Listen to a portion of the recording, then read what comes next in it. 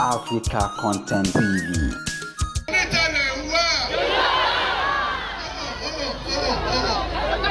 Ìwọ tó o bá wà ń bí tó o mọ̀ pé inú ẹ̀ dùn láti wà ń bí kọ́kọ́ pa àtẹ́wọ́ fúnra ẹ̀ lọ. Ìbàdàn rèé. Ibo ló wà yìí? Ibo rèé. Wo lọ́wọ́ ẹ̀ sókè báyìí. Ọwọ́ tó o jù sókè yẹn ìbùkún á wọ bẹ̀ lọ. Ọwọ́ tó o jù sókè yẹn oríire á wọ bẹ̀ lọ.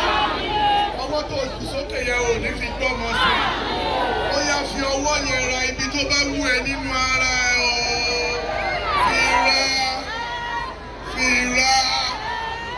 Òtó ò bá fẹ́ kó tètè kú. Fi ra. Gbẹ́gbẹ́ ẹ pàtẹ́wọ́ fúnra yìí. Onídàlà ń wà. Onídàlà ń wà. Ẹ sọ pé mi ni. No, ẹ kò sọ pé mi ni. Onídàlà ń wà. No, ẹ̀rọ tó ṣẹlẹ̀, ẹ jẹ́ ká change orin yẹn. Wà á kàn ní ìwọ ni. Ẹ má wọrí ibi tó bá wù mí náà rọra mi lọ. Onídàlà ń wà. Tẹ̀ ń wà. Onídàlà ń wà. Síbi oríire. Síbi ayọ̀. Ẹ pàtẹ́wọ́ fúnra yín jàre.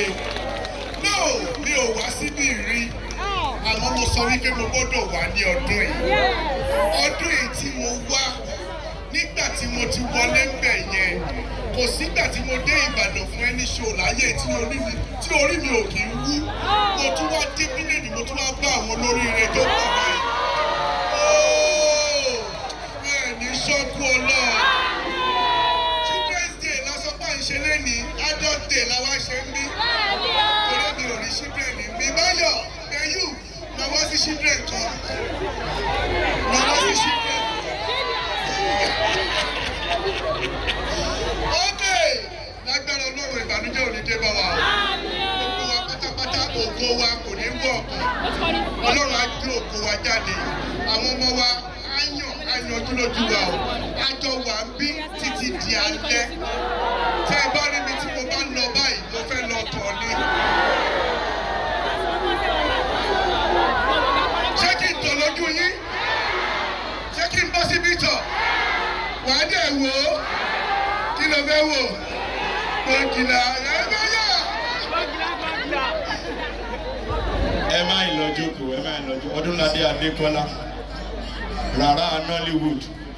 Please, mo fẹ́ káwọn èèyàn mẹ́wàá ìfẹ́ ṣoríire látẹnu yín, látọwọ́ yín.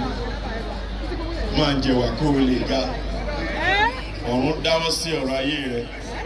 Wàá ga Mr. Shop, ó ti ga lórúkọ rẹ̀ ni. Ọ̀gá ní Mr. Shop, máa jẹ wà. Àwa náà kúrú bíi tiẹ̀ ń gbà kan, akúrú rí. Ọlọ́run wà ní jẹ́ ká ẹ padà ga débi tó ìjọ Àrẹ̀jàn. Gbogbo tó dẹ̀ ga láyé nínú òní tí bàjẹ́. Ẹ ní kúrú mọ́. Olóríire dà. Olóríire kan tó bá wà bí.